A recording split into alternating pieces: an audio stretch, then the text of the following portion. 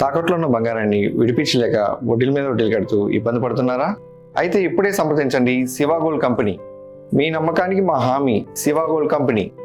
Pithapuram AE Nookaraju కుటుంబం ఆత్మహత్య కేసులో సాదిక్ ఖాన్ దురాగతాలు వణుకు పుట్టిస్తున్నాయి. సౌజన్యకు దగ్గరైన సాదిక్ ఖాన్ ఆ తర్వాత ఆమె భర్తకు సైనైడ్ ఇచ్చి చంపినట్లు తెలుస్తోంది. ఇస్లాంలోకి మారాలని చిత్రహింసలు పెట్టాడంటూ సాదిక్ ఆగడాలపై సౌజన్య రాసిన లేఖ కంటతడి పెట్టిస్తోంది. సంచలనం రేపిన పిఠాపురం పంచాయతీరాజ్ ఏఈ నూకరాజు కుటుంబం ఆత్మహత్యకు కారణమైన సాదిక్ ఖాన్ దురాగతాలు ఒక్కొక్కటిగా వెలుగు చూస్తున్నాయి. సౌజన్య భర్త జగదీశ్వరెడ్డి నరాల సంబంధిత సమస్యతో బాధపడేవారు. అప్పటికే సౌజన్యతో సన్నిహితంగా మెలిగిన సాదిక్ ఆమె భర్తను లేకుండా చేసి వారి కుటుంబాన్ని గుప్పిట పట్టాలని ప్లాన్ వేశాడు. హైదరాబాద్ ఆసుపత్రిలో జగదీశ్వరెడ్డి చికిత్స తీసుకుని బయటకొచ్చిన మర్నాడే అతనికి ప్రోటీన్ పౌడర్లో సైనైడ్ కలిపి ఇచ్చినట్లు పోలీసుల విచారణలో బయటపడిందని సమాచారం.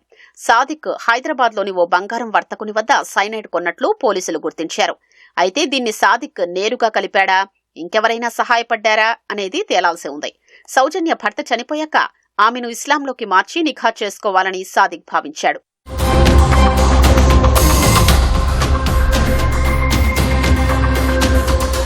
ఆత్మహత్యకు ముందు సౌజన్య రాసిన లేఖలో సాదిక్ బ్లాక్మెయిల్ భాగోతమంతా రాసింది. సాదిక్ హింస తట్టుకోలేకే ఆత్మహత్యకు సిద్ధపడినట్లు పేర్కొంది. రైఫిల్ షూటింగ్ శిక్షకుడు సాదిక్ తన కుమారుడు రేయాన్ష్ ద్వారా కుటుంబ వివరాలు సేకరించి దగ్గరయ్యాడని సౌజన్య లేఖలో తెలిపారు. అతన్ని గుడ్డిగా నమ్మితే కొన్ని ప్రైవేటు విషయాలు అడ్డుపెట్టుకుని బ్లాక్మెయిల్ చేయడం ప్రారంభించాడని, ఎదురు తిరిగితే కొట్టేవాడని వాపోయారు.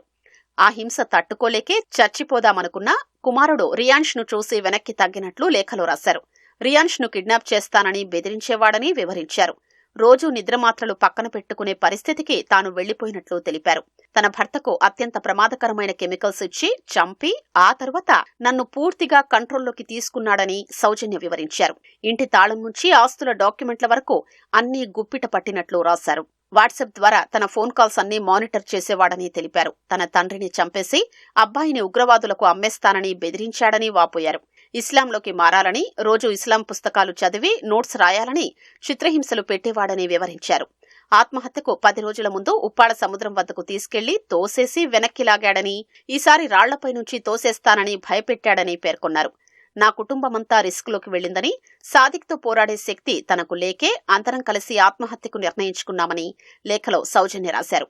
ఈ లేఖ ఆధారంగా సాదిక్ను మరింత లోతుగా విచారించాలని పోలీసులు భావిస్తున్నారు.